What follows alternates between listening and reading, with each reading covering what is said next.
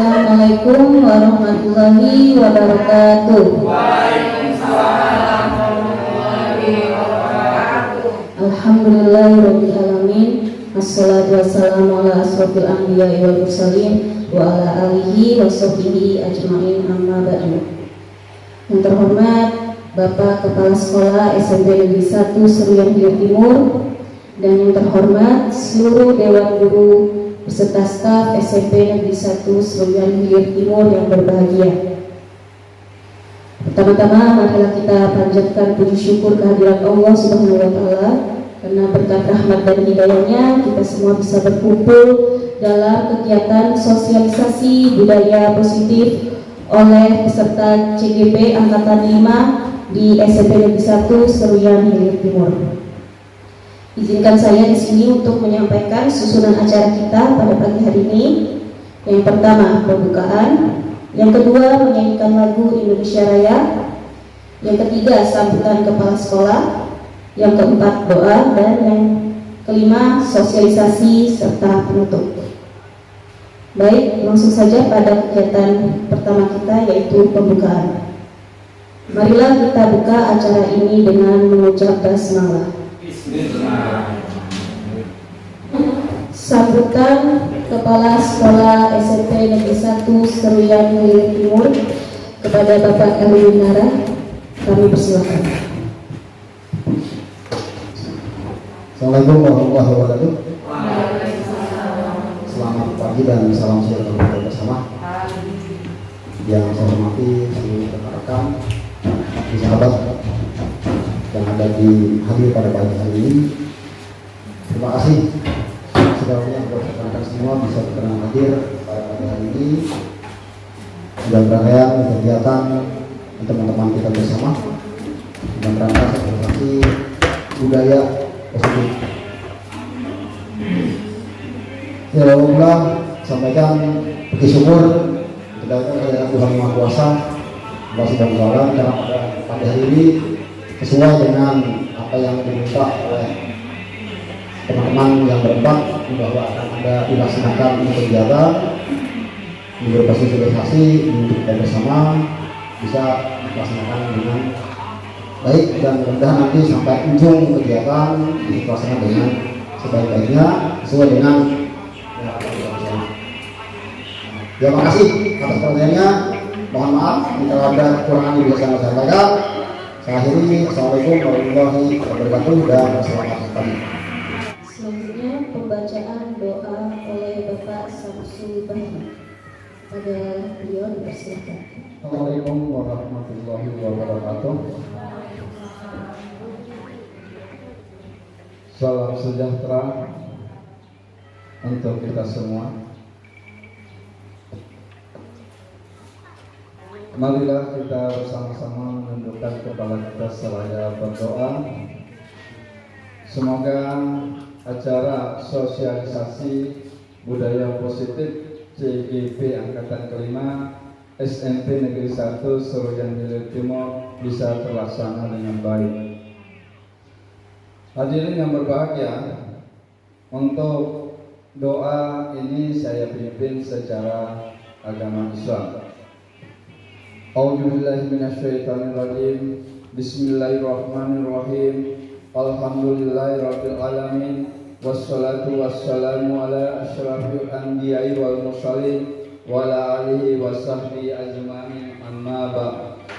Allahumma ya Allah, ya Tuhan kami, tiada kata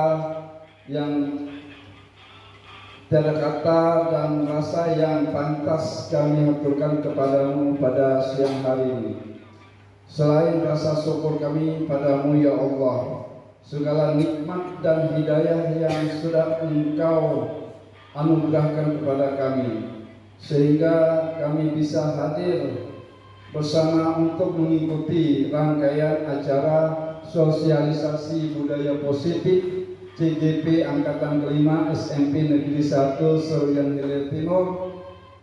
Ya Allah, ya Tuhan kami, ya Rahman, ya Karim, jadikanlah acara kami ini sebagai acara yang Engkau ridhoi, yang membawa berkah, rahmat, taufik, dan hidayah buat kami semua.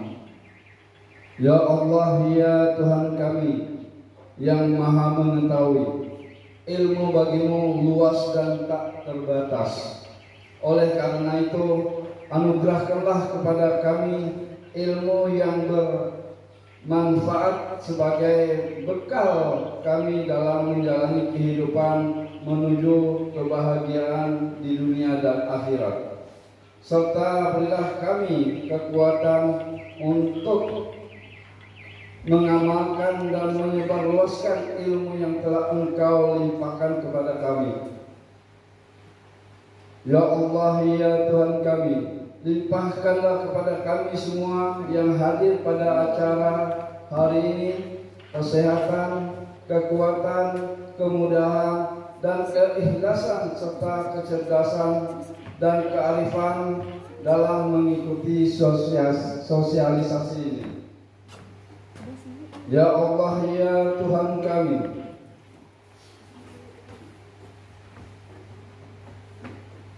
satukanlah hati kami, padukanlah langkah kami, agungkan pengetahuan dan segarkan pengalaman kami agar kami dapat memetik hikmah yang terkandung di dalamnya. Jadikan kegiatan ini sebagai amal ibadah dan dapat terlaksana dengan baik dan sukses. Ya Allah, ya Tuhan kami yang maha pengampun, Engkau maha mengetahui terhadap kelemahan-kelemahan kami, terhadap kekurangan-kekurangan kami. Maka dari itu kepadamulah kami menyembah, kepadamulah kami memohon ampunan, dan kepadamulah kami memohon pertolongan, serta kepadamulah kami berserah segala sesuatunya. Rabbana atina fid dunya hasanah wa fil akhirati hasanah wa qina adzabannar. Wa sallallahu ala khairi khalqi sayyidina Muhammadin wa ala alihi washabihi wasallim. Walhamdulillahi rabbil alamin. Wassalamualaikum warahmatullahi wabarakatuh. Selanjutnya kita akan memasuki kegiatan inti kita, yaitu penyampaian sosialisasi budaya positif peserta CDP Angkatan 5 SMP Negeri 1 Seruyan Hilir Timur. Kepada peserta CDP kami persilakan.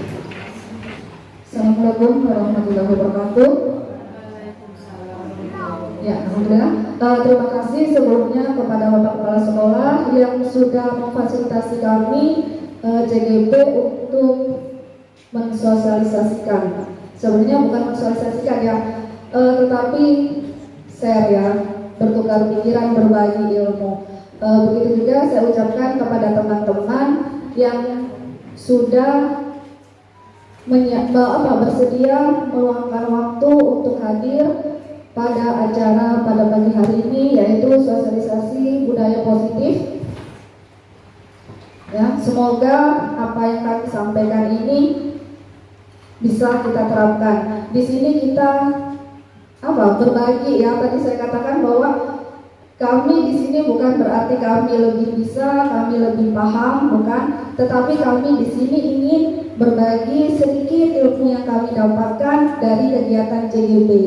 Jadi sekali lagi sebelum saya mulai, saya ucapkan terima kasih untuk Bapak Kepala Sekolah yang fasilitasi dan Bapak Ibu Guru yang meluangkan waktu untuk hadir pada pagi hari ini.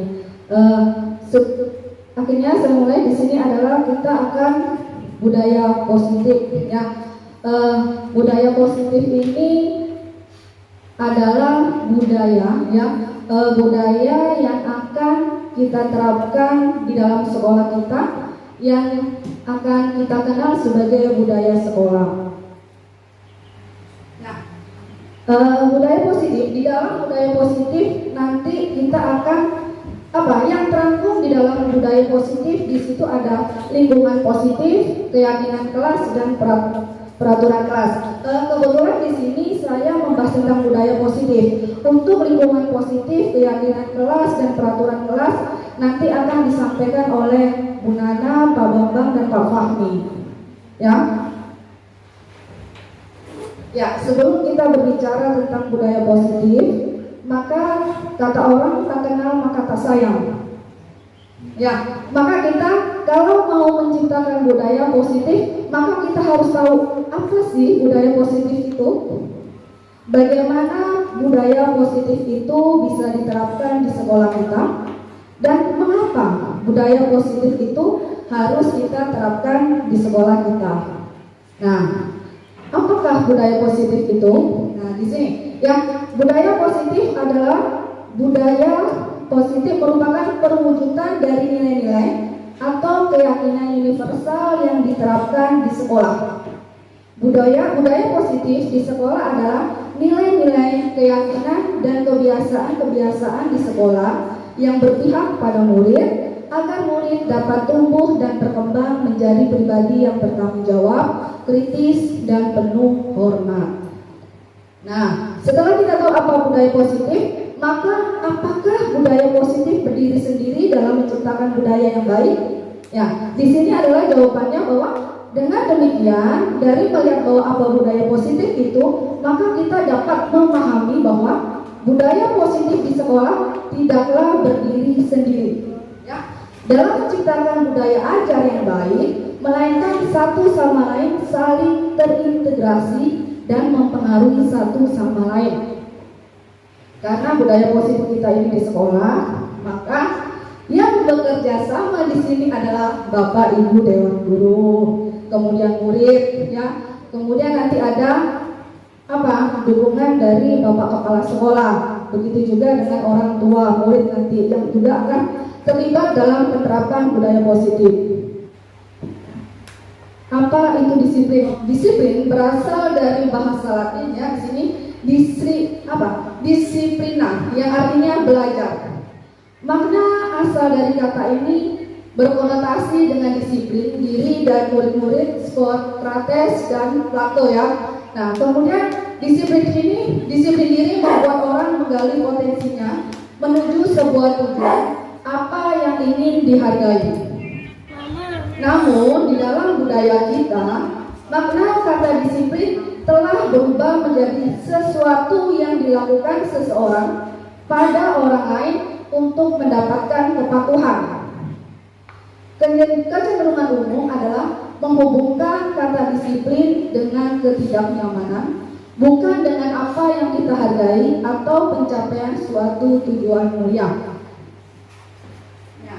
Ini adalah yang sering kita terapkan di dalam sekolah kita. Sesuatu yang dilakukan seseorang pada orang lain untuk mendapatkan kepatuhan.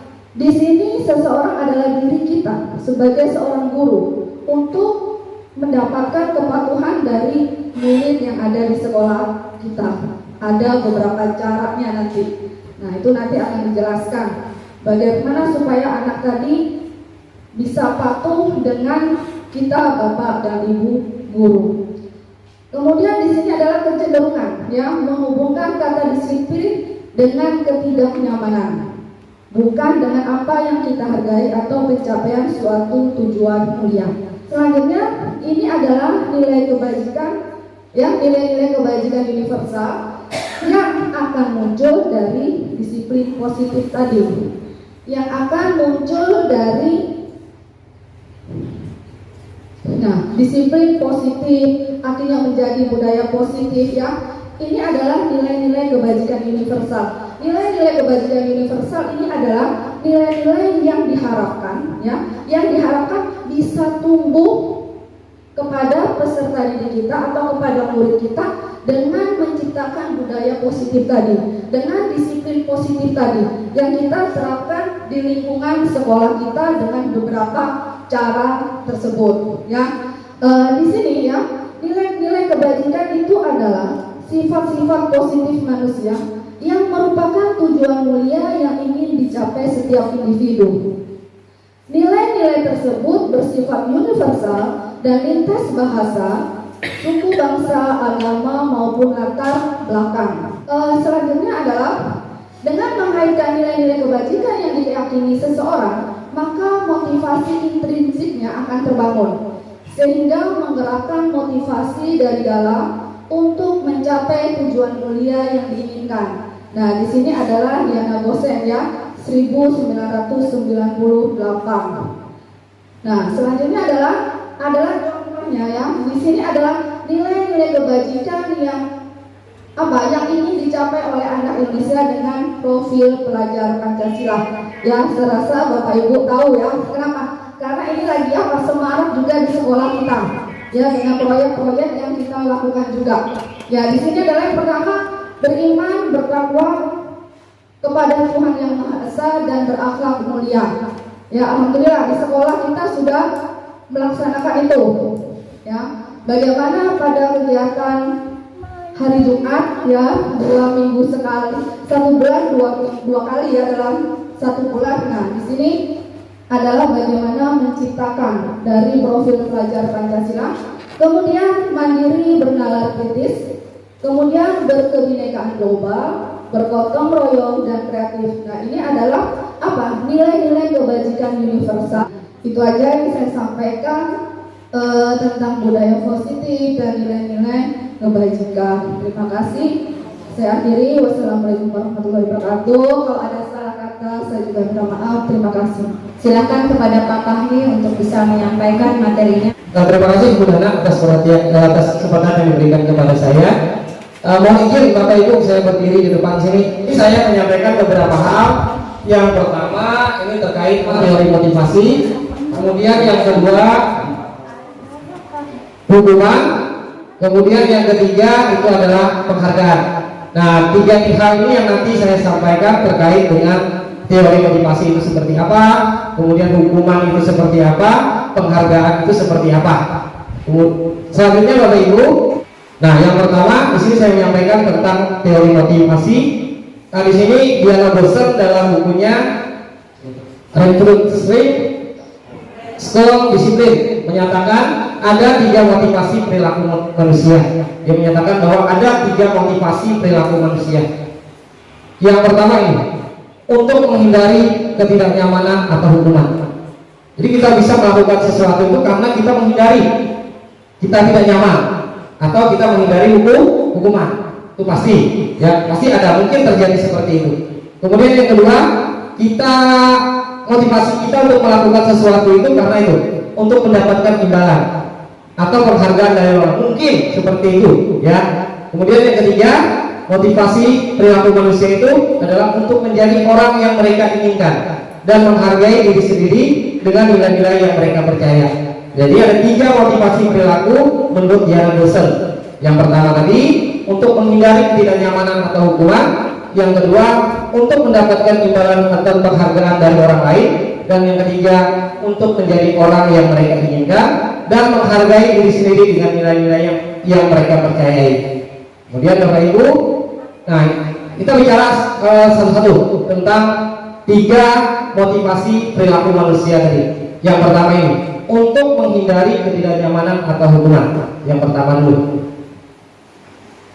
Motivasi ini merupakan motivasi tingkat terendah dari motivasi perilaku manusia. Kenapa? Nah, di sini dalam motivasi ini akan bertanya, apa yang akan terjadi apabila saya tidak melakukannya? Kira-kira Bapak Ibu, kalau kita bertanya dalam diri kita, kalau motivasi itu kita lakukan, kira-kira apa yang akan terjadi kalau apabila kita tidak melakukannya? Yo, mungkin kita akan mendapatkan hukuman. Pasti itu ya, pasti itu kalau motivasi itu. Karena kita tidak ingin mendapatkan hukuman, maka motivasi perilaku manusia itu adalah untuk menghindari ketidaknyamanan atau menghindari hukuman. Oke, selanjutnya. Nah, sebenarnya mereka sedang menghindari permasalahan yang mungkin muncul dan terpengaruh pada mereka secara psikologis maupun tidak terpenuhinya kebutuhan mereka.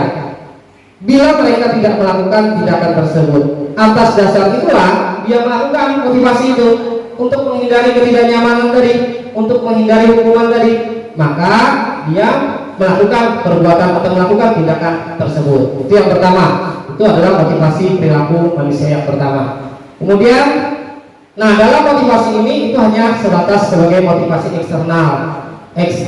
sebagai motivasi di luar, ya, di luar bukan dalam diri seseorang. Karena tadi hanya untuk menghindari ketidaknyamanan atau menghindari hukuman. Kemudian selanjutnya motivasi yang kedua, untuk mendapatkan imbalan atau penghargaan dari orang lain. Motivasi ini itu satu tingkat di atas motivasi yang pertama tadi. Kemudian lagi dalam motivasi ini akan bertanya, apa yang akan saya dapatkan apabila saya melakukannya? Nah, dia bertanya ke dirinya, aku melakukan sesuatu tadi, apa yang aku dapatkan? Nah, mungkin seperti itu motivasinya. Nah, kita lihat bagaimana perilaku ini. Mereka melakukan sebuah tindakan untuk mendapatkan pujian dari orang lain yang menurut mereka penting dan mereka letakkan dalam dunia berkualitas mereka. Mereka juga melakukan sesuatu untuk mendapatkan hadiah, pengakuan atau imbalan. Nah, jadi seperti itu motivasi perilaku manusia yang kedua ini. Nah, juga sifatnya adalah motivasi eksternal atau motivasi yang berada di luar, bukan dari dalam diri seseorang. Nah, kemudian yang ketiga adalah untuk menjadi orang yang mereka inginkan dan menghargai diri sendiri dengan nilai-nilai yang mereka percaya. Motivasi ini bertanya, akan menjadi orang seperti apa apabila saya melakukannya? Nah, jawabannya, mereka melakukan sesuatu karena nilai-nilai yang mereka yakini dan hargai, dan mereka melakukannya karena mereka ingin menjadi orang yang melakukan nilai-nilai mereka yakini tersebut. Nah, itu adalah motivasi perilaku yang ketiga. Nah, dalam hal ini adalah menumbuhkan disiplin positif. Motivasi ini nanti akan mengarahkan kita kepada disiplin positif. Nah, dibandingkan dengan motivasi pertama dan motivasi yang kedua. Jelas seperti ini ya? Jelas ya? Oke. Nah, ini motivasi yang ketiga ini karena dia menginginkan nilai-nilai yang dia inginkan, kemudian dia juga menghargai nilai-nilai yang diyakininya, maka motivasi ini akan menumbuhkan yang namanya sebuah disiplin positif. Arahnya adalah ini, motivasi internal, motivasi dalam dirinya, karena ingin mereka nilai-nilai dalam dirinya yang mereka yakini untuk melakukan sesuatu tadi, untuk berbuat sesuatu atau melakukan tindakan sesuatu tadi. Dorongan dari dalam dirinya karena keyakinannya akan nilai-nilai yang ada dalam dirinya. Seperti itu Bapak Ibu. Nah, ini akan menumbuhkan yang namanya disiplin positif dan juga akan menjadi sebuah motivasi dari dalam diri seseorang atau motivasi internal dari seseorang tersebut. Nah, inilah tiga motivasi perilaku manusia tadi. Nah, maka oleh sebab itu, untuk menanamkan sebuah disiplin positif, tujuan kita menanamkan disiplin positif terhadap murid, maka yang kita lakukan adalah tadi, yaitu kita melakukan motivasi yang ketiga, motivasi internal, motivasi untuk menjadi orang yang mereka inginkan dan menghargai diri sendiri dengan nilai-nilai yang mereka yakini. Nah, itu yang akan nanti kita lakukan, yaitu motivasi yang ketiga tadi. Kemudian selanjutnya Bapak Ibu di sini Ulun akan menyampaikan terkait dengan hukuman dan penghargaan secara garis besar. Hukuman, konsekuensi, dan restitusi. Program disiplin positif itu diarahkan kepada restitusi. Apa itu restitusi? Nih, restitusi. Proses menciptakan kondisi bagi murid untuk memperbaiki kesalahan mereka, sehingga mereka bisa kembali pada kelompok mereka dengan karakter yang lebih kuat. Itu menurut dosen tahun 2004. Proses kolaboratif yang mengajarkan murid untuk mencari solusi untuk masalah mereka dan membantu murid berpikir tentang orang seperti apa yang mereka inginkan dan bagaimana mereka harus memperlakukan orang lain. Nah, jadi yang namanya program disiplin positif, di situ ada satu langkah lagi, yaitu melaksanakan restitusi. Restitusi itu adalah proses menciptakan kondisi bagi murid untuk memperbaiki kesalahan mereka, sehingga mereka bisa kembali kepada kelompok mereka dengan karakter yang lebih kuat. Kemudian juga kolaboratif, artinya ada pemecahan masalah antara gurunya dengan siswanya atau muridnya. Kemudian juga gurunya membantu muridnya untuk berpikir mencari solusi terhadap permasalahan yang dilakukan oleh muridnya. Itu yang namanya restitusi. Kemudian selanjutnya lagi, nih, perbedaan antara hukuman dan konsekuensi. Hukuman sesuatu yang menyakitkan. Ada identitas gagal, ada identitas sukses. Hukuman sesuatu yang menyakitkan harus terjadi. Kalau konsekuensi Penanaman disiplinnya konsekuensi sesuatu yang harus terjadi. Kalau restitusi merupakan pilihan. Kemudian kalau hukuman tidak nyaman untuk murid, anak untuk jangka yang panjang. Kalau konsekuensi tidak nyaman untuk murid dalam jangka waktu yang pendek. Kemudian kalau restitusi menguatkan untuk murid dan anak dalam jangka waktu panjang. Kemudian kalau hukuman, korban mendapatkan keadilan. Kalau konsekuensi, korban bisa diabaikan. Kalau restitusi, korban mendapatkan ganti. Kemudian selanjutnya hukuman, murid anak akan tersakiti. Kalau konsekuensi, murid anak dibuat tidak nyaman. Kalau restitusi, murid anak mendapatkan penguatan. Nah ini Bapak Ibu antara. Nah kalau kita lihat hukuman itu nanti menjadi identitas gagal. Tapi kalau konsekuensi dan restitusi dalam penerapan disiplin itu nanti bisa berakibat kepada identitas sukses. Karena ini dilakukan dengan perbedaan kerok antara hukuman, konsekuensi dan restitusi. Nah kita kesimpulan aja dari bagian tadi. Hukuman bersifat tidak terencana. Yang hukuman itu tidak terencana atau tiba-tiba datangnya. Kemudian lagi murid tidak tahu apa yang akan terjadi karena tidak dilibatkan.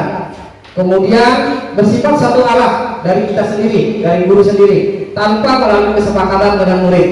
Kemudian lagi hukuman berupa fisik maupun psikis, murid disakiti oleh satu perbuatan atau kata-kata. Nah ini yang diartikan dengan hukuman. Kemudian selanjutnya ini konsekuensi. Konsekuensi sudah terencana, sudah disepakati. Kemudian lagi sudah dibahas dan disetujui oleh murid dan guru.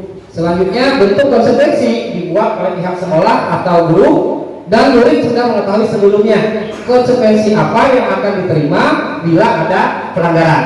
Jadi itu perbedaannya antara hukuman dan konsekuensi. Kemudian yang ketiga, murid tetap dibuat tidak nyaman, tapi dalam jangka waktu yang pendek. Kalau hukuman tadi, murid dibuat tidak nyaman dalam jangka waktu yang panjang.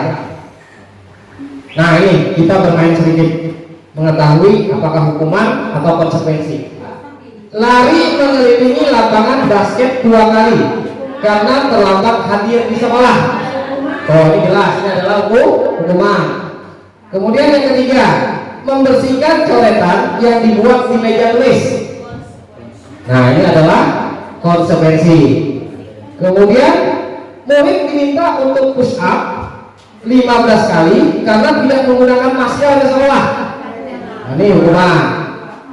Kemudian menggantikan kertas tugas teman yang telah dicoret-coret. Konsekuensi. Nah ini Bapak Ibu dihukum oleh penghargaan. Oh, penghargaan itu bisa jadi hukuman. Nah ini nanti kita akan sharing bersama, kita ketahui bersama. Judulnya dihukum oleh penghargaan. Dihukum oleh penghargaan.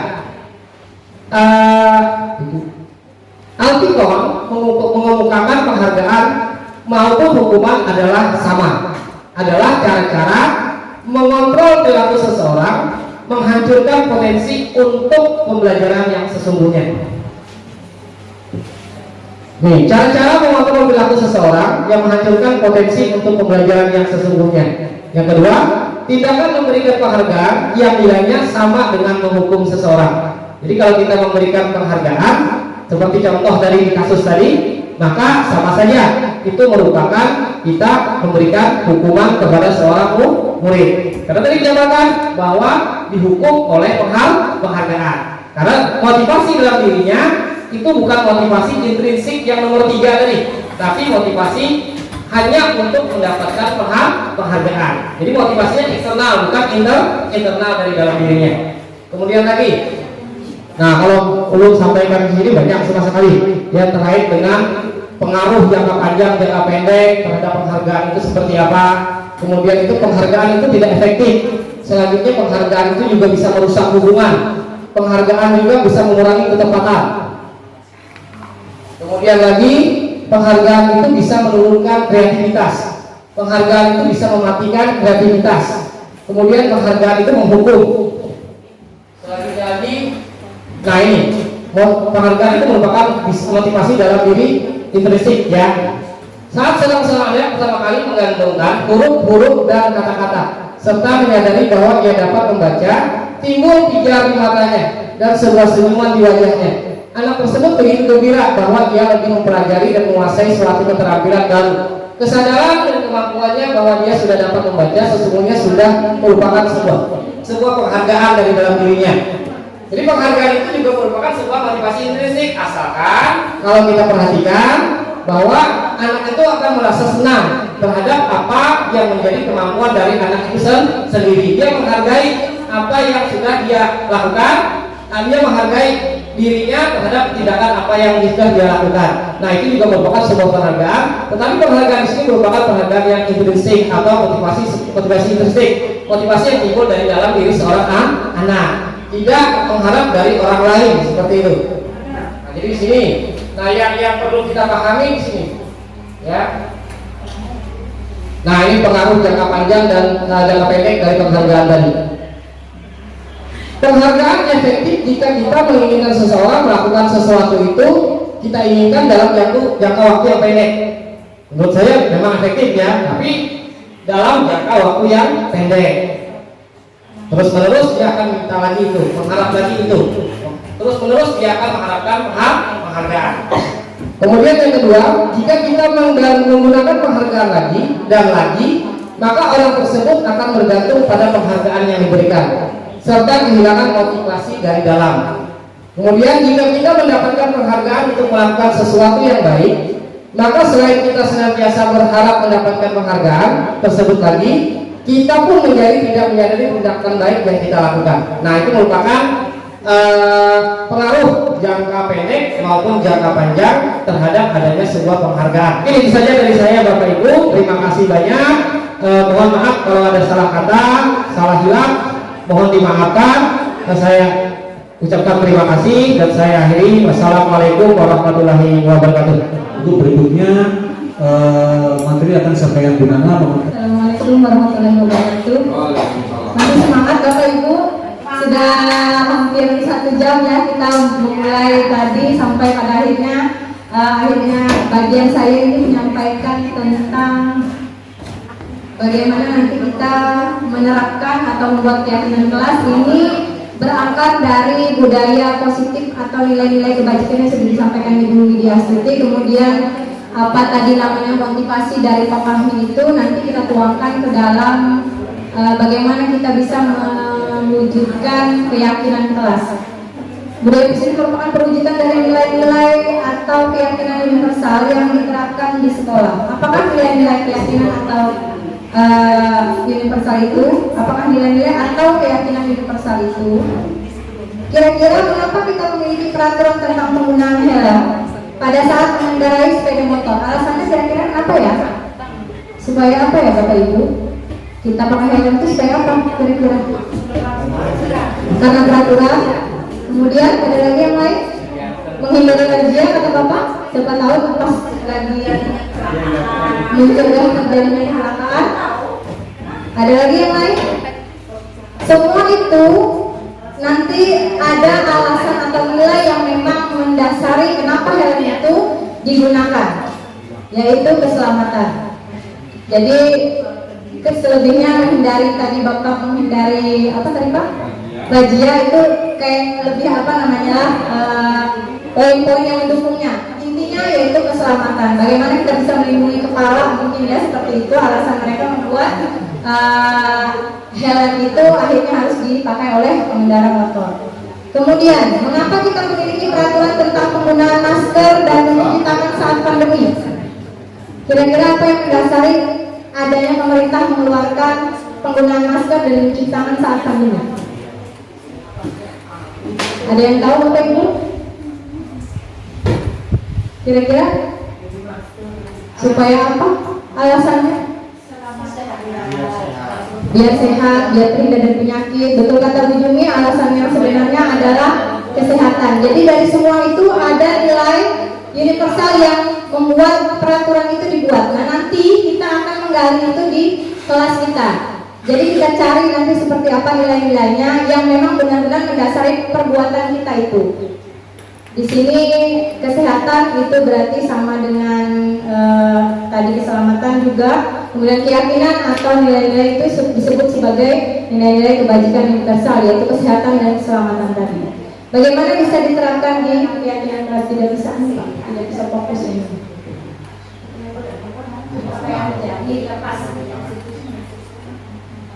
Di atas Pak? Di atas Pak? Iya. Keyakinan kelas, apa itu keyakinan kelas? Keyakinan kelas merupakan suatu tindakan atau perilaku positif yang kita harapkan terjadi dan dapat diterapkan di lingkungan kelas tersebut secara berkelanjutan dan menimbulkan motivasi intrinsik seperti kata Pak Fahmi tadi.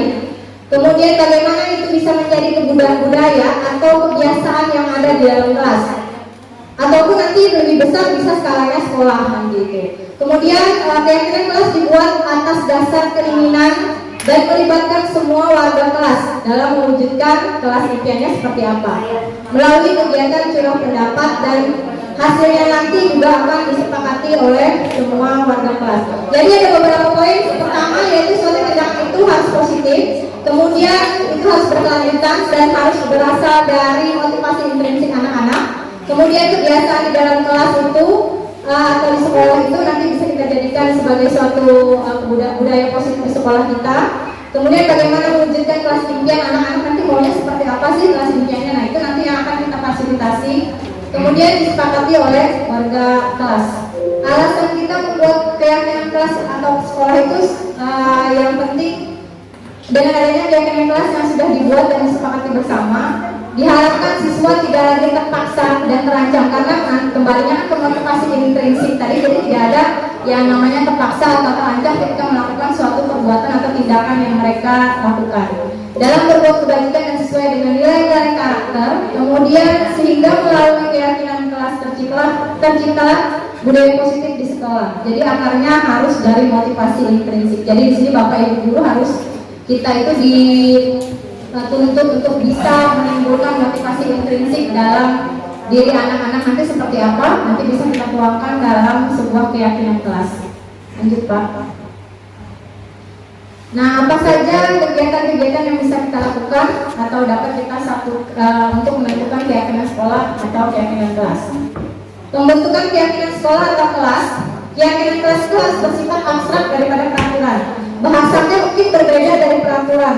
Jadi seperti tidak boleh itu tidak dihapuskan kata tidak bolehnya. Misalnya tidak boleh berjalan di koridor saat istirahat misalnya. Jadi kita ganti, tidak bolehnya kita hilangkan. Misalnya berjalanlah di bawah atau di mana gitu. Jadi dihilangkan kata tidak boleh dan kata jangannya. Misalnya jangan buang sampah sembarangan, kita ganti dengan buanglah sampah pada tempatnya. Jadi harus abstraknya itu tidak seperti peraturan-peraturan yang sering kita lihat itu tidak boleh, jangan, itu diusahakan dihapuslah untuk membuat keyakinan kelas itu. Kemudian keyakinan kelas berupa pernyataan universal. Jadi pernyataan universal itu jadi tidak boleh apa saja yang diinginkan anak-anak. Misalnya saya ingin menghormati teman yang sedang belajar misalnya nih. Nah itu kan universal. Jadi mereka sendiri yang menentukan. Nanti kita satukan dalam nilai-nilai yang mana nih termasuknya. Jadi kita ambil nilainya saja. Nanti seperti itu. Kemudian tidak perlu banyak, namun mudah dan dipahami oleh warga kelas. Kemudian keyakinan kelas hendaknya dapat diterapkan di lingkungan tersebut.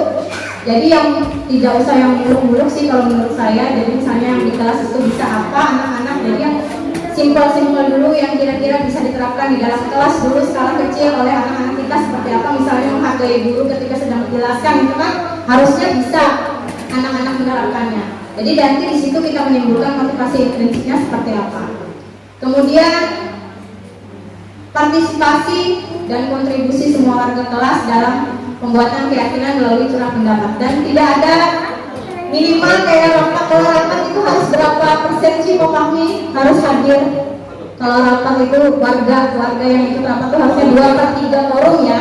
Nah minimal 2/3 forum dari kelas itu ikut dalam curah pendapat. Jadi bisa nanti dibuat kesepakatan kelas yang nanti kita munculkan di dalam nilai-nilai keyakinan kelas. Nah ini contoh saja, ini contoh. Misalnya kalimatnya itu masih saya tulis peraturan. Sebenarnya bukan peraturan lagi, itu kayak apa ya, kata-kata universal tadi, kata-kata kebijakan universal tadi. Misalnya membantu teman yang kesulitan, itu masuk ke dalam nilai-nilai apa ya kira-kira? Oh bisa kita terapkan, kita masukkan, kita tuliskan di situ nilai empati. Nah nilai empati ini tidak hanya membantu teman yang kesulitan saja nanti, bisa saja nanti hal-hal yang lain. Tapi yang kita ambil adalah empati dan tolongnya. Kemudian kembalikan barang ke tempatnya. Nah, ini salah satu sikap disiplin. Selanjutnya mengumpulkan tugas tepat waktu juga disiplin. Menyimak penjelasan guru, salah satu bentuk menghormati orang lain. Kemudian juga menyapa guru setiap hari, itu masuk ke dalam nilai-nilai kebajikan sopan santun. Dan juga berbicara dengan kata yang positif, itu juga masuk ke dalam sopan santun. Silakan Pak lanjut. Nah, ini contoh keyakinan kelas 1 di kelas 1 SD. Bahasanya sangat simpel sekali. Yang pertama misalnya setiap anggota kelas perlu belajar, karena di dalam kelas harus belajar anak-anak. Jadi dalam kelas itu bukan untuk main ya, atau untuk bercanda. Nanti ada saatnya bercanda, ada saatnya main gitu ya. Tapi yang disepakati bagaimana bisa pembelajaran itu berjalan dengan baik nanti, yaitu setiap anggota kelas perlu belajar. Ini sudah keyakinan kelas yang sudah jadi ini. Ini keyakinan kelas 1 yang sudah jadi. Mungkin prosesnya sebelum ini banyak sekali kan anak-anak yang saya mau ini Bu, saya mau seperti ini Bu. Nanti kita satukan ke dalam, kita buatkan ke dalam satu kalimat yang mencakup semua apa yang diinginkan oleh murid tadi. Misalnya tadi setiap anggota kelas perlu belajar. Jadi karena memang mereka di dalam kelas harusnya belajar, jadi kita carikan atau kita susun sedemikian rupa kata-katanya sehingga mereka juga bisa mudah memahami. Kemudian anggota kelas perlu senang. Nah, ini kalau untuk anak-anak kelas SD, setingkat SD dan SMP juga saya yakin masih bisa diterapkan. Bagaimana anggota kelas itu perlu senang ketika pembelajaran. Kemudian setiap anggota kelas perlu melakukan tugas, atau setiap anggota kelas perlu saling menghargai. Kemudian setiap anggota kelas perlu merasa aman. Itu contoh-contoh saja Bapak Ibu, siapa tahu nanti bisa diterapkan di kelasnya, baik sebagai wali kelas maupun nanti sebagai guru kita mengajar mapel, bisa juga seperti itu. Kemudian dicontoh lagi keyakinan kelas 5, misalnya kebajikan universalnya selalu bersikap positif, senantiasa menjadi diri terbaik, kemudian percaya dan menghormati orang lain serta barang miliknya, berkomitmen terhadap setiap tugas dan senang membantu. Ini contoh, siapa tahu nanti bisa diambil kalimatnya. Nah, ini kelas 7 lagi bentuknya. Jadi kelas 7 itu nilai kebajikannya, kemudian ada kalimatnya. Nilai kebajikannya adalah hormat. Kami menyadari bahwa sangat penting untuk menghormati semua orang dan barang milik orang lain. Nah, ini misalnya nanti ada anak yang ketika gurunya sedang menjelaskan, tapi dia bicara, nah bisa masuk ke dalam keyakinan kelas. Apa yang dilanggar ya kira-kira? Apa kesepakatan kelas kita ya? Hormat Bu, kira-kira kamu tadi melakukan apa? Ditanya dulu nanti Pak Bambang itu ke restitusi ya Pak ya. Jadi disadarkan diri mereka bahwa mereka sudah melanggar peraturan-peraturan yang ada di keyakinan yang sudah mereka buat. Kemudian bekerja, kami meyakini bahwa sangat penting untuk mengerjakan segala pekerjaan atau mengikuti kegiatan yang telah ditugaskan. Kemudian diterima dan dimiliki. Kami meyakini bahwa sangat penting untuk merasa diterima pada suatu kelompok dan saling peduli satu dengan yang lainnya. Ini contoh bentuk-bentuk keyakinan kelas yang bisa nanti Bapak Ibu terapkan di kelas. Lanjut Pak. Ada kegiatan cara kita membuat keyakinan kelas. Yang pertama bisa dengan kegiatan tampak seperti dan tidak tampak seperti. Langsung contohnya Pak, tabel Pak. Ya. Misalnya hormat tadi. Tampak seperti apa nanti di kelas itu ketika kita menerapkan nilai keyakinan hormat? Misalnya datang tepat waktu, salah satu menghargai gurunya seperti itu. Kemudian yang tidak tampak nanti akan seperti apa? Jadi tidak tampak nanti tidak akan ada orang yang sering terlambat hadir nanti di sekolah itu. Jadi ini kegiatan tampak dan tidak tampak dalam hal nilai kebajikan hormat. Kemudian menyapa teman dan guru, jadi nanti akan terlihat seperti itu di kelas kita. Tidak akan terlihat bahwa mereka saling acuh satu sama lain ya. Kemudian mengembalikan barang teman yang telah dipinjam dan mengucapkan terima kasih. Nanti itu akan terlihat seperti itu. Jadi kalau anak-anak mengingat nilai-nilai kebajikan ini, ketika dia pinjam nanti alat atau barang temannya, dia akan mengembalikan dan kemudian berucap terima kasih. Jadi tidak ada tampak, ya tidak akan tampak bahwa dia tidak mengembalikan barang yang dipinjam dan meletakkannya sembarangan ya. Jadi itu salah satu menghormati ketika kita meminjam barang seseorang. Jadi nanti yang terlihat di kelas kita, mereka akan mengembalikan dan mengucapkan terima kasih, dan tidak akan tampak mereka akan tidak mengembalikan dan meletakkannya dengan sembarangan. Jadi nanti kalau pinjam, kembalikan terima kasih, kemudian tidak meletakkan itu dengan sembarangan. Jadi seperti itu. Ini contoh kegiatan tampak tidak tampak. Nanti bisa dibuat seperti ini di kelas itu. Lanjut saja Pak, sama aja ini. Ya. Kemudian boleh dengan menggunakan apa sih Pak itu di atasnya? Ya. Tabelie dari keyakinan kelas 7 ini diambil. Misalnya nanti ada tabelie ini terdengar, terlihat dan berperilaku. Terdengar misalnya nanti di situ kecil sekali ya. Satu orang berbicara, misalnya terdengar nanti di kelas kita, yuk saya bantu, itu yang terdengar nanti di kelas kita. Yang terlihat nanti kalau apa ketika dia membantu, yang terlihat nanti dia akan memegang barang milik orang lain hanya dengan izinnya misalnya. Jadi kalau tidak diizinkan nggak pegang gitu ya, itu nanti yang terlihat di kelas kita.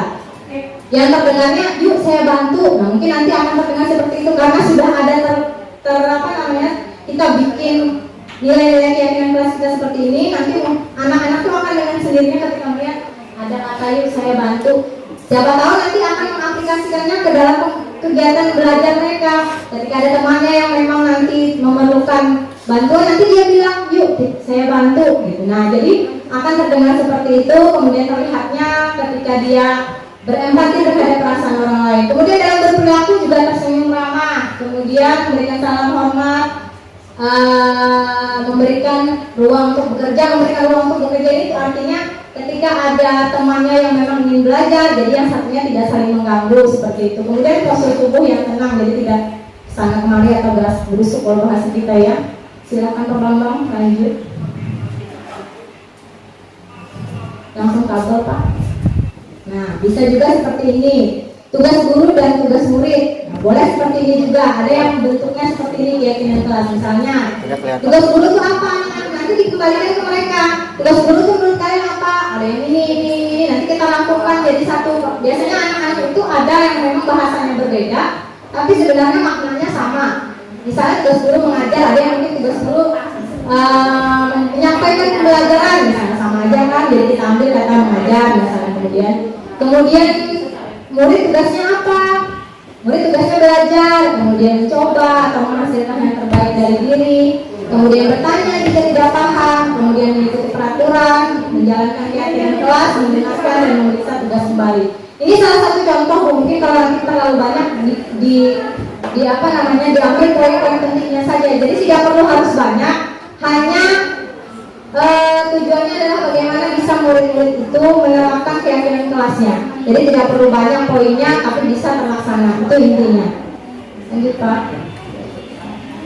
Sama aja Pak. Nah ini contoh keyakinan kelas yang sudah dilakukan oleh Ibu Widya Astuti.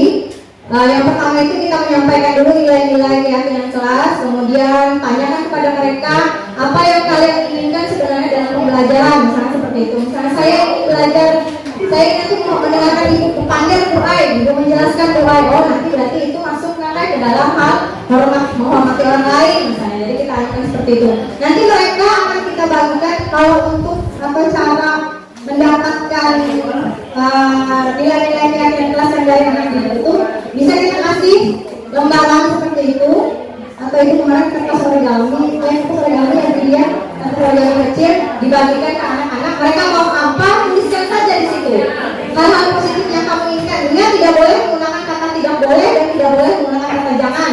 Di situ diingatkan nanti. Jadi mungkin nanti ada beberapa anak yang punya pernyataan yang sama, kita satukan.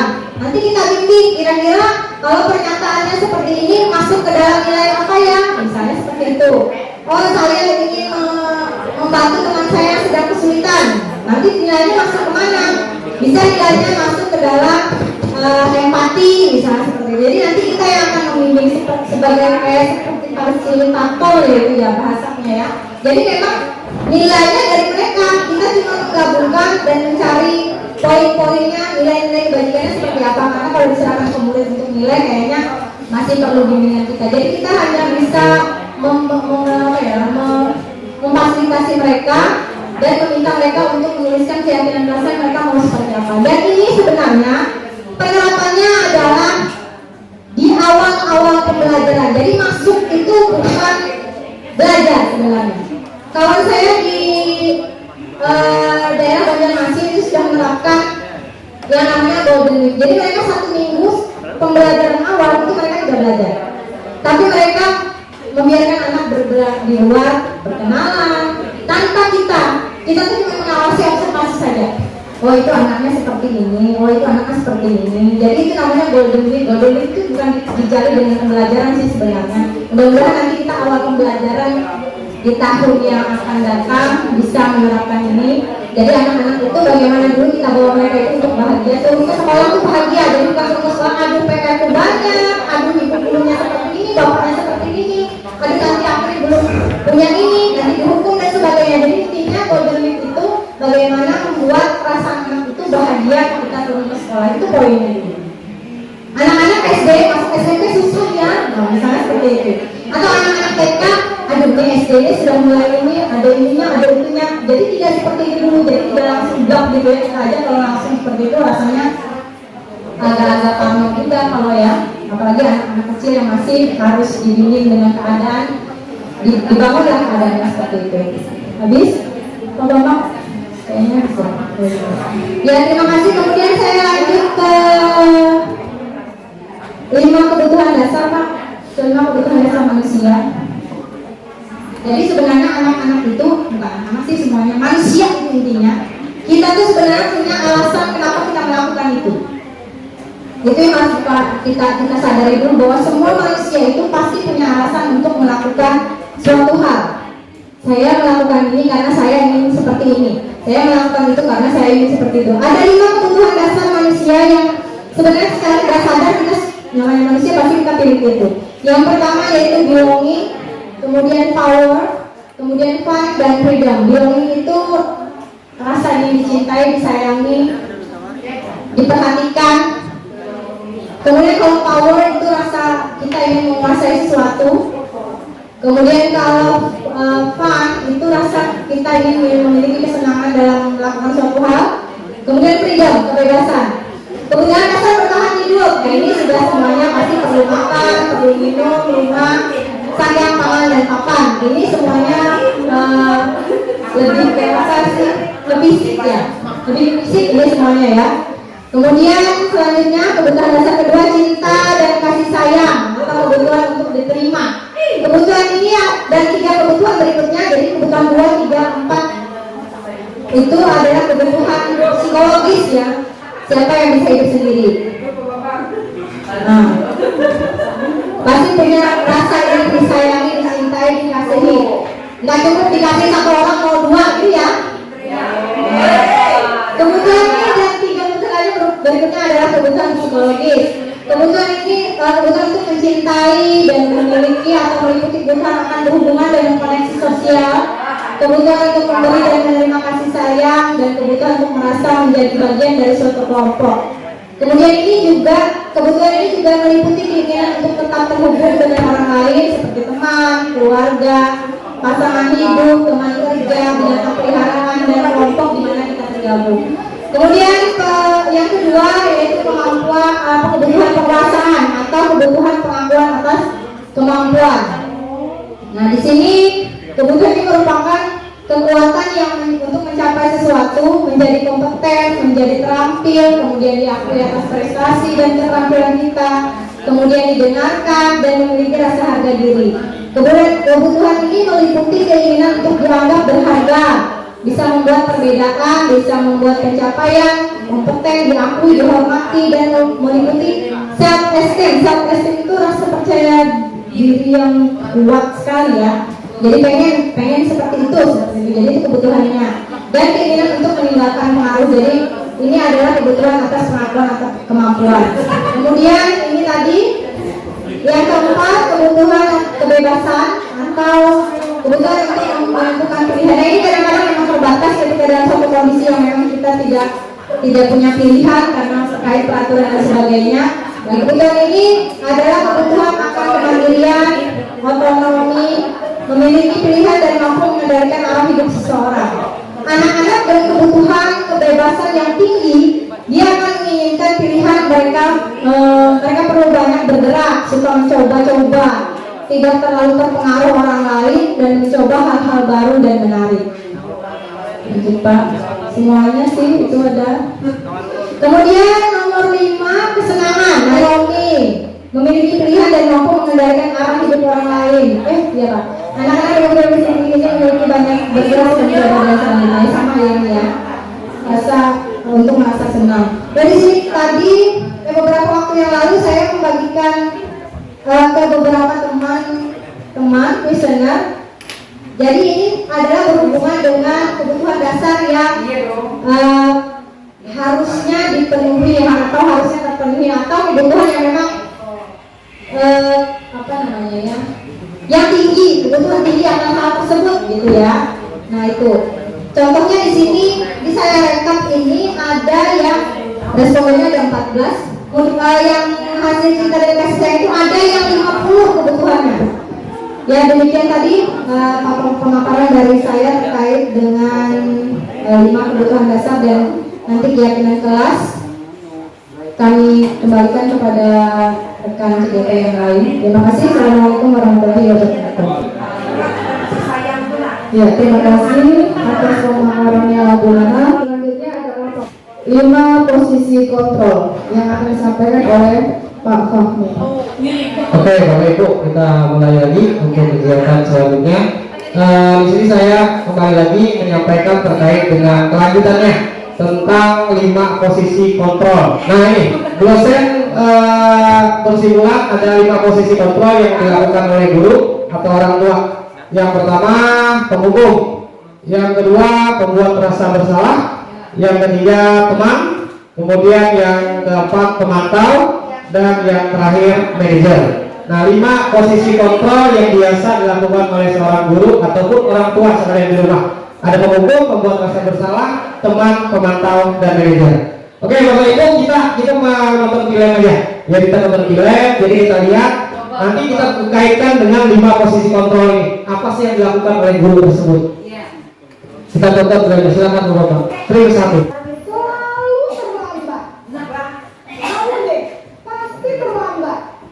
Waktu saya Apa coba? Alasan kamu apa lagi? Kapan sih kamu tidak terlambat? Malas sekali ya kamu jadi anak. saya Dasar pemalas. Gak kapok-kapok sih kamu. Sudah berapa kali terlambat? Sana, kamu keliling lapangan basket. Kenapa?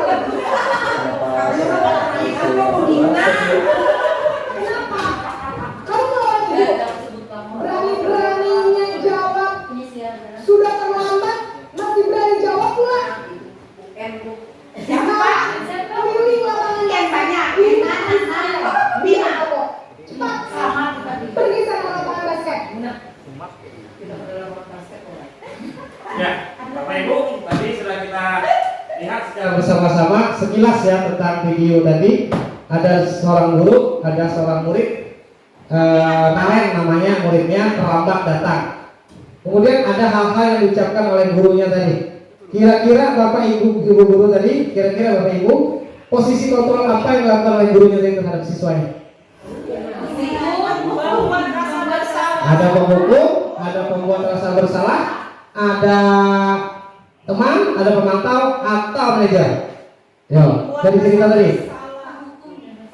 Tadi ada kalimat mengatakan bahwa lari di lapangan basket. Oke, itu tadi ya. Oke, secara garis besar, kalau yang video pertama tadi itu adalah posisi kontrolnya dia sebagai penghukum. Yang pertama tadi. Tips 2. Naren, kamu kenapa terlambat lagi, Naren? Kamu senang ya bikin ibu susah ya? Kalau kamu terlambat lagi, nanti ibu yang ditegur sama kepala sekolah.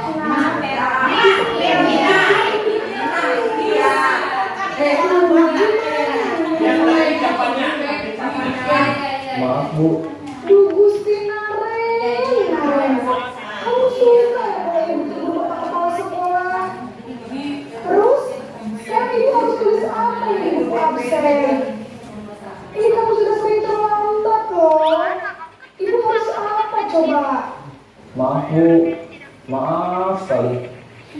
Ya sudah, lain kali jangan bikin ibu susah lagi ya nak ya. Ibu tidak akan kuat lagi kalau kamu begini terus. Bisa jadi kan kalau ibu tegur bapak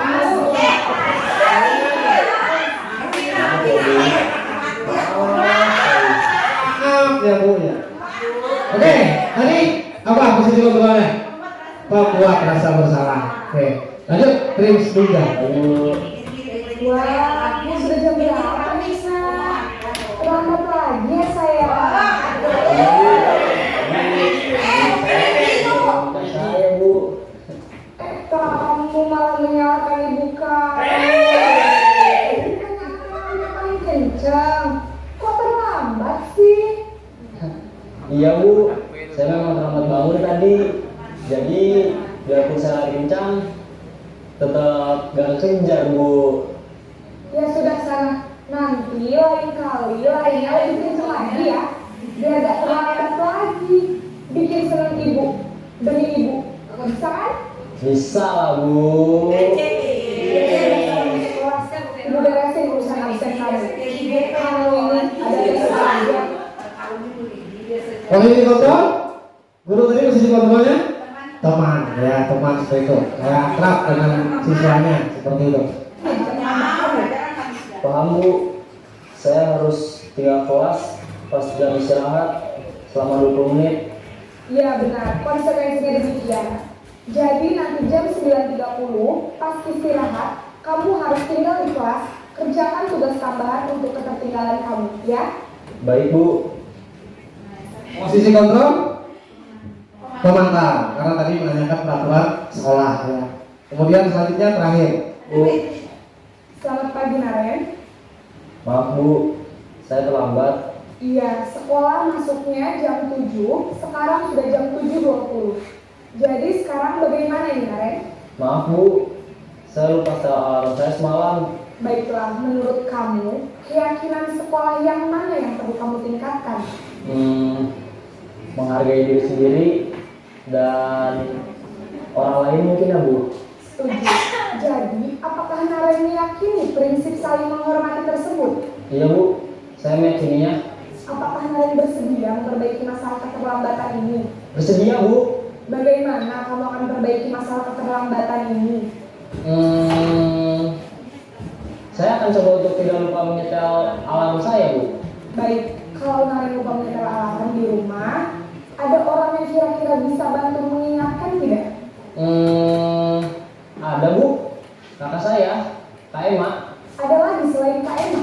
Selain Kak Emma, ada ibu saya. Baik, jadi yang mengingatkan Naren adalah Kak Emma dan ibu kamu ya? Kira-kira akan mulai set alarm kapan nih Naren?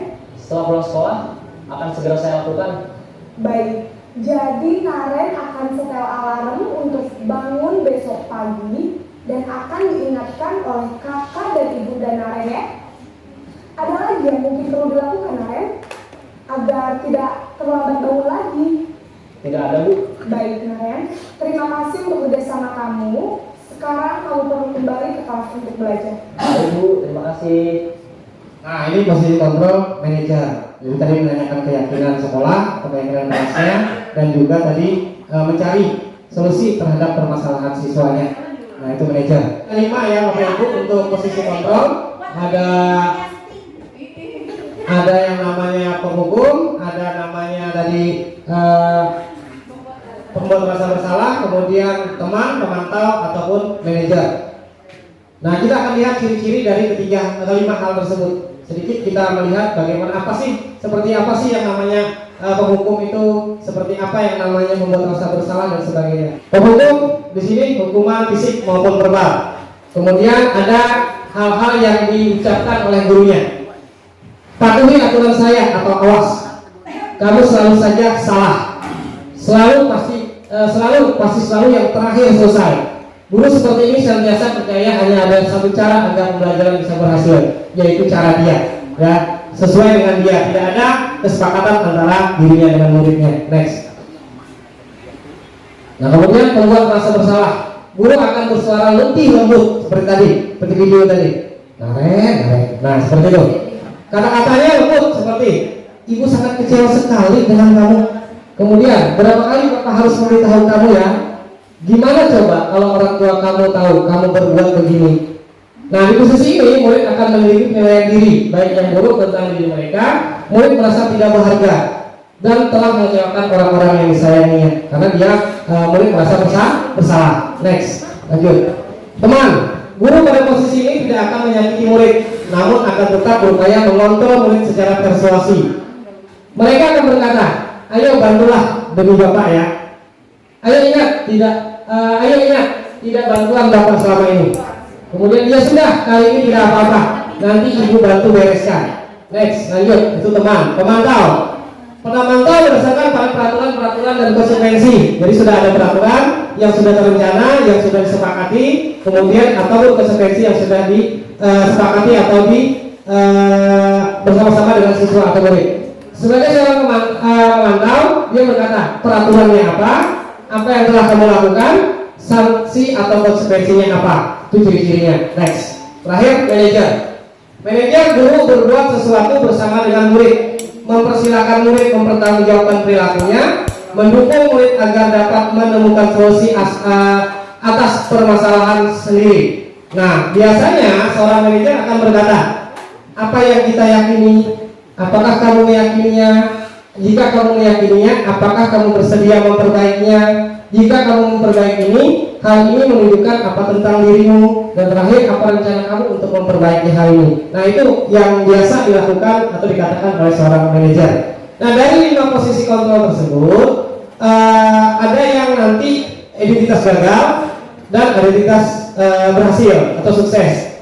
Yang identitas gagal, 1, 2 teman dan pemantau itu merupakan identitas berhasil, tetapi dalam motivasi eksternal. Kemudian yang satunya lagi adalah manajer. Nah, ini merupakan identitas berhasil yang menunjukkan motivasi intrinsik dalam diri siswanya. Nah, sebagai seorang guru disampaikan bahwa ada 2 posisi kontrol yang harus kita lakukan. Yang pertama itu adalah manajer. Yang manajer yang harus kita lakukan karena nanti akan menumbuhkan motivasi intrinsik siswa atau murid-murid kita. Menumbuhkan motivasi dari dalamnya, menumbuhkan nilai-nilai kebaikan universal yang disampaikan oleh Bu Idi di awal tadi. Nah, kemudian lagi kalau terus-menerus kita lakukan nih sebagai contoh, saya sharing kita posisi manajer ini kita lakukan terhadap anak, permasalahan anak, tetapi terus-menerus anak tidak berubah, tetap melakukan hal seperti itu. Apa yang kita lakukan? Yaitu bisa kembali kepada yang namanya pemantau. Bisa dipahami ya? Nah, kita bisa menjalankan yang namanya pemantau. Paling kita menjalankan yang namanya pemantau lagi. Kalau misalkan manajer yang kita jalankan itu belum cukup, belum berhasil, maka kita turun sedikit kembali ke wilayah atau posisi pemantau. Seperti itu Bapak Ibu. Nah, kemudian nanti berkaitan dengan manajer ini, untuk menjalankan posisi manajer dari seorang guru, maka yang dilakukan adalah yaitu melakukan yang namanya langkah-langkah restitusi. Yang disebut dengan nanti segitiga restitusi. Restitusi itu nanti akan disampaikan langsung oleh Pak Bambang. Nah, kalau kita menjalankan langkah-langkah segitiga restitusi tadi, otomatis kita akan berposisi kontrol sebagai seorang manajer. Ini mari kita coba bersama-sama Bapak Ibu. Tujuannya adalah untuk menumbuhkan di awal yang disampaikan oleh Bu Idi tadi, yaitu budaya positif di sekolah kita. Nah, budaya positif itu akan kita lakukan dengan disiplin positif terlebih dulu. Dengan langkah-langkah tadi, yaitu kita sebagai seorang manajer dengan yang namanya melakukan langkah-langkah segitiga restitusi. Nah, itu saja Bapak Ibu yang dapat saya sampaikan terkait dengan hal tersebut. 5 posisi kontrol guru seperti itu. Ya, itu saja dari saya Bapak Ibu. Terima kasih. Saya akhiri. Wassalamualaikum warahmatullahi wabarakatuh. Yang selanjutnya adalah Pak Bambang tentang segitiga restitusi. Kita akan filmnya nanti bagaimana Bapak Ibu lihat sendiri bagaimana segitiga restitusi dijalankan. Jadi saya melanjutkan dari Pak Fahmi tadi bahwa segitiga restitusi ini bisa dijalankan ketika kita berposisi sebagai apa tadi? Sebagai manajer. Nah, ini ya, tampil berdasarkan Glenn Gosen dalam bukunya Restructuring School Discipline 2001 telah merancang telah merancang sebuah tahapan untuk memudahkan para guru dan orang tua dalam melakukan proses untuk menyiapkan anaknya untuk melakukan restitusi. Jadi sudah disiapkan tahapan-tahapan untuk mempermudah guru atau orang tua melakukan restitusi.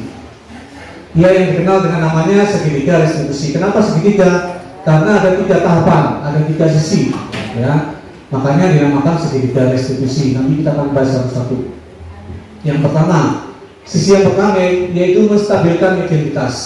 Nah, bagian dasar dari segitiga restitusi tadi bertujuan untuk mengubah identitas anak dari orang yang gagal karena melakukan kesalahan menjadi orang yang sukses. Jadi ketika orang melanggar, anak kita melanggar kemudian kita panggil, itu mereka mesti merasa bersalah, gagal, ya. Nah, bagaimana merubah itu menjadi orang yang tidak gagal? Nah, ini cara meyakinkan anak dengan mengucapkan kalimat berbuat salah itu tidak apa-apa, ya. Kemudian tidak ada manusia yang sempurna. Kemudian saya juga pernah melakukan kesalahan seperti itu. Jadi ketika anak dipanggil, itu pasti nanti dia merasa bersalah. Tapi ketika ketemu kita panggil, kemudian nah berbuat salah itu tidak apa-apa. Tidak ada manusia yang sempurna di dunia ini. Bapak pun pernah melakukan kesalahan itu.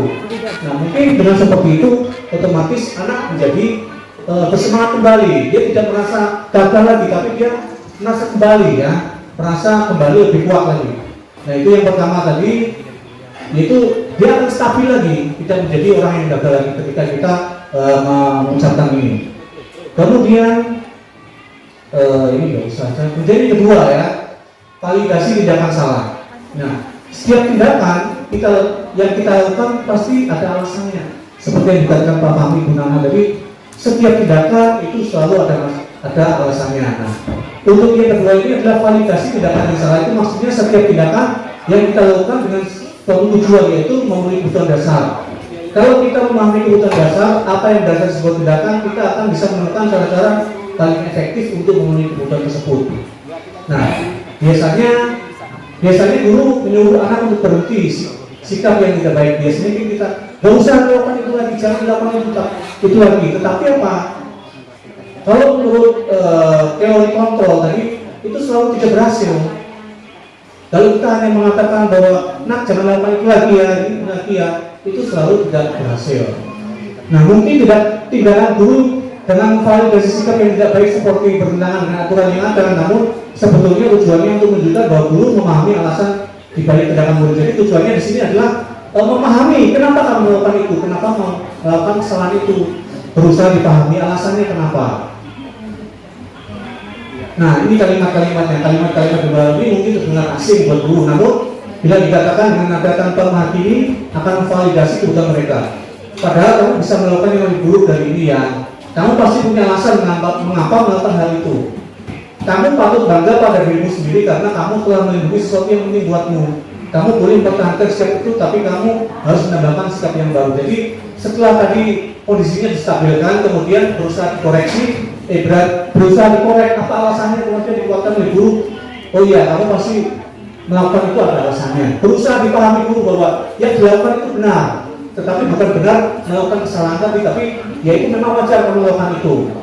Itu validasi tindakan salah. Kemudian sisi yang ketiga yaitu menanyakan keyakinan, menghubungkan dengan keyakinan. Tentunya untuk melakukan restitusi ini kita sudah melakukan menyepakati keyakinan kelas yang disampaikan oleh Bunana tadi, ya. Jadi kita sudah meyakini membuat keyakinan kelas sehingga ini menghubungkan dengan keyakinan kelas, menanyakan keyakinan kelas. Teori kontrol menyatakan bahwa kita pada dasarnya termotivasi secara internal. Ketika identitas sukses telah tercapai, langkah 1 dan tingkah laku yang telah divalidasi langkah 2, maka anak akan siap untuk menghubungkan dengan nilai-nilai yang dia percaya dan berbeda menjadi orang yang dia inginkan. Nah, pertanyaan atau kalimat yang mungkin disampaikan ketika menaikkan keyakinan adalah apa yang kita percaya sebagai kelas atau keluarga, apa nilai-nilai umum yang kita telah sepakati, apa bayangan kita tentang kelas yang ideal, kamu mau jadi orang seperti apa. Nah, itu, ya, jadi dihubungkan dengan kelas. Nah, ketika anak sudah mendapat gambaran yang jelas tentang orang seperti apa yang mereka inginkan, guru dapat membantu anak-anak tetap fokus pada gambaran tersebut. Nah, ini lebih jelasnya dari proses segitiga restitusi tadi. Kita akan melihat videonya. Betul, Pak, betul banget. Masa aku dikatain fitnah, Pak. Nah ini sudah alhamdulillah melakukan sedikit restitusi pakai dilapor.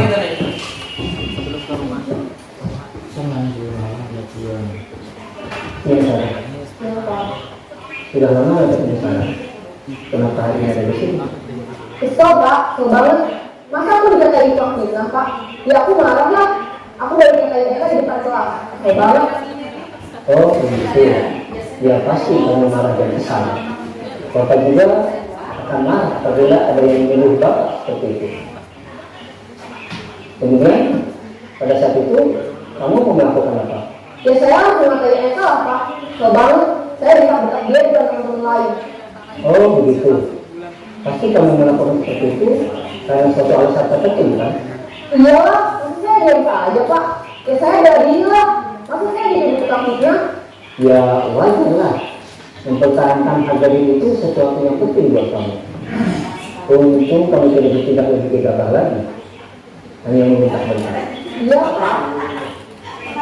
Untung saya masih bersabar dan hanya meminta saja. Sudah gemes padahal. Saya pasti bela diri lah. Ya pasti ya. Tapi kamu memilih untuk tetap bertahan dan bersabar. Kamu memilih untuk tidak berbuat lebih parah lagi kan? Iya. Nah, sekarang coba kita lihat lagi tindakan kamu yang bentak-bentak Eka di kelas. Tindakan kamu itu kira-kira sesuai dengan keyakinan kelas atau prinsip kamu tidak? Enggak lah, Pak. Capek, Pak, jadi pemarah. Jadi keyakinan atau prinsip mana yang sesuai dengan keinginan kamu? Ya, saya sebenarnya sangat menghargai orang lain. Mungkin saat itu saya menjadi emosi. Jadi tidak menginginkan sikap itu. Kamu meyakini tidak? Menghargai orang lain itu penting buat kamu. Yakin lah, Pak. Iya, setuju. Kita harus saling menghargai. Namun ada juga keyakinan yang kita sepakati yang perlu kita jalankan apabila kita sedang marah, kan? Ya, saya bisa lebih proaktif, mengajarkan diri sendiri. Saya bisa jadi lebih bersabar, mengambil keputusan untuk berpikir mau apa selanjutnya. Kira-kira kamu bersedia memperbaiki masalah ini tidak? Bersedia, Pak. Kalau kamu memperbaiki masalah ini, kamu akan menjadi orang seperti apa? Saya akan menjadi orang yang bertanggung jawab kan ya, Pak. Dan senantiasa proaktif. Iya, menurut kamu bagaimana rasanya menjadi orang seperti itu? Ya nyaman lah, bangga bisa bersabar dan menahan diri. Baiklah kalau begitu. Yuk kita pikirkan bagaimana memperbaiki masalah ini. Nah itu kita kira-kira bagaimana melaksanakan segitiga restitusi. Dengarkan ini dulu. Itu ya, itu jadi bagaimana seorang guru, tapi kali ini guru BK ya. Guru BK menjalankan dari 3 segitiga restitusi.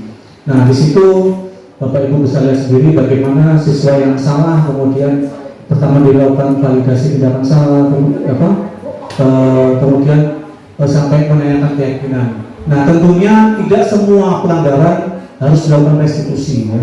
Kita pilih-pilih pelanggaran yang seperti apa yang bisa dilakukan restitusi. Tentunya pelanggaran yang berat yang memerlukan ini tindakan restitusi. Kalau pelanggaran yang ringan-ringan aja mungkin dilakukan tindakan-tindakan yang seperti biasa. Kalau kita tindakan apa pelanggaran ringan dilakukan restitusi terus mungkin nggak restitusi yang ya. Jadi kita pilih pelanggaran-pelanggaran yang memang berat, kita lakukan restitusi untuk menguatkan karakter si anak kita tadi ya. Mungkin itu saja bro ya, tidak banyak, tidak panjang lebar, mungkin itu kurang lebihnya kami mohon maaf. Assalamualaikum warahmatullahi wabarakatuh. Ya, terima kasih untuk Pak Bambang atas penjelasannya tentang segitiga restitusi. Baik, terima kasih kepada para peserta CGP Angkatan 5 yang sudah menyampaikan materinya dengan baik. Kita beri aplaus dulu kepada beliau-beliau yang sudah ini. Baik, selanjutnya apabila dari peserta yang lain yang ingin bertanya mengenai materi yang sudah disampaikan, saya persilakan untuk 2 pertanyaan mungkin. Ada yang ingin bertanya? Ya, tadi Bu Nana membahas tentang keyakinan pelajaran kelas atau bisa juga keyakinan sekolah. betul ya? Keyakinan kelas atau keyakinan sekolah.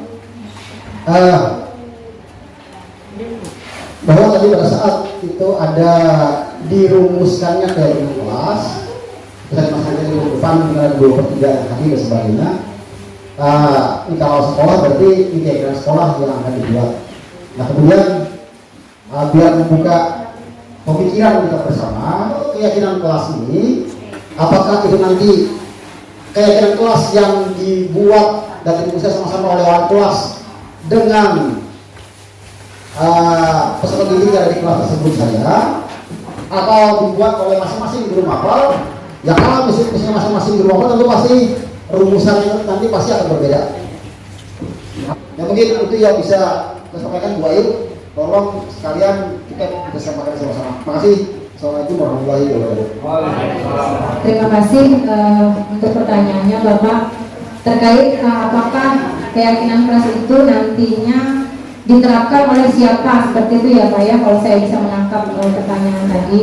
Nanti apakah kita itu bisa rembuk sharing, misalnya kita dengan wali kelas atau seperti ini melakukan atau membuat keyakinan kelas itu di kelas ini misalnya, mungkin saya rasa bisa Pak, tapi nanti teknisnya mungkin akan perlu pemikiran dari kawan-kawan semua, khususnya Bapak kepala sekolah itu seperti apa. Tapi kalau untuk ibaratnya, kalau untuk pengetahuan bagaimana cara membuat keyakinan kelas itu, ya saat pendidikan CGP ini kami dapatkan seperti itu. Nah itu Pak, mungkin nanti kalau saya rasa sih bisa ya, tapi caranya saya juga sampai saat ini bagaimana bisa menyatukan persepsi kita untuk satu kelas ini, nanti rembuknya dengan wali kelas atau dengan seluruh rekan kerja, nanti plus Bapak kepala sekolah sebagai pembimbing, nanti mungkin bisa difasilitasi Pak seperti itu, jadi kita bisa menerapkan keyakinan kelas tersebut seperti apa nantinya. Ya demikian Bapak untuk tanggapan dari saya terkait materi saya yang saya sampaikan tadi. Terima kasih atas waktu kita ya. Saya ucapkan sekian kegiatan kita hari ini. Terima kasih untuk Bapak Ibu guru peserta CGP Angkatan 5. Sangat bagus sekali apa yang mereka sampaikan. Semoga bisa bermanfaat untuk kita semua dan jadi bahan pembelajaran agar bisa mendidik peserta didik kita menjadi lebih baik lagi. Terima kasih. Saya akhiri kegiatan hari ini dengan mengucapkan hamdalah.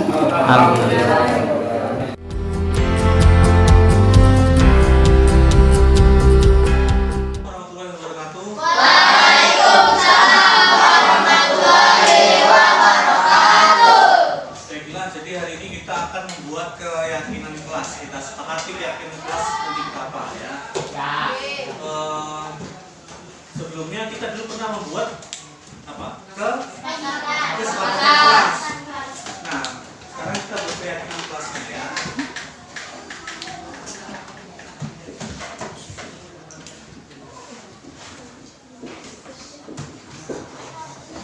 Nomor 1. Kesempatan kelas yang pertama kemarin apa?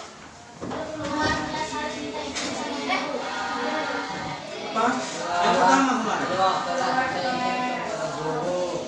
Keluar kelas harus minta izin sama guru ya, berarti menghargai guru.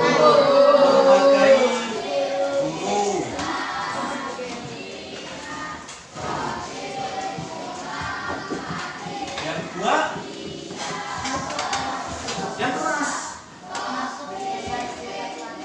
Masuk kelas atau waktu. Berarti masuk kelas tepat waktu ya.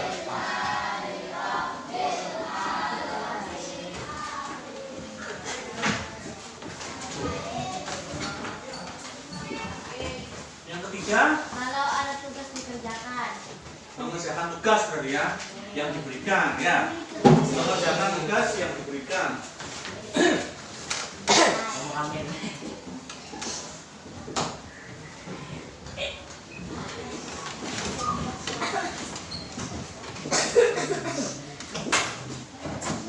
Terus apa lagi? Siswa yang sudah selesai mengerjakan tugas membantu temannya yang belum selesai. Siswa yang sudah selesai mengerjakan tugas membantu temannya yang belum selesai. Itu kalau diperpendek gimana kata-katanya? Membantu teman yang belum selesai. Membantu teman yang selesai. Ya. Membantu teman. yang memerlukan bantuan ya. Membantu teman yang memerlukan bantuan.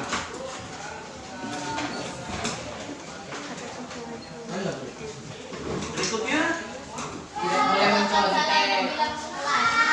apa? Itu sudah masuk dalam menghargai guru ya. Berikutnya itu sama menghargai guru ya kan? Apalagi buang sampah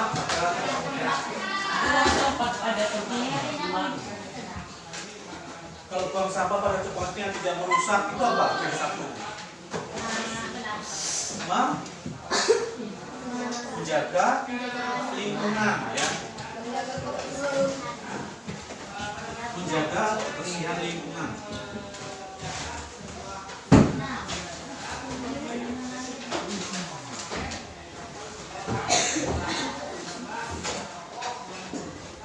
Jadi nggak ada di dalam kelas saja tapi di luar kelas juga ya. Berikutnya tidak boleh mengganggu teman sedang belajar. berarti ini menghargai guru, berarti menghargai dan menghormati teman. Menghargai dan menghormati teman.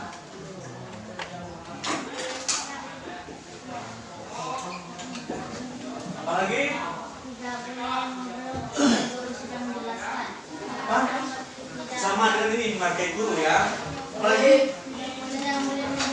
Tidak boleh membuli teman, sama ini. Sama ini ya. Apa? Melaksanakan piket kelas. Benar. Ini mengerjakan tugas yang diberikan ya. Piket kan tugas yang diberikan ya. Terus apa lagi? Sudah, berarti ini ya. Jadi kesepakatan kelas kemarin kita buat keyakinan kelas jadi 6 saja. Kemarin pada berapa? 11, sekarang ada 6. Nah ini tolong dicatat dulu. Nanti Bapak kasih apa ini? Kasih kertas karton, nanti sekretarisnya siapa? Nah nanti ditulis kertas karton ya. Kemudian tempel.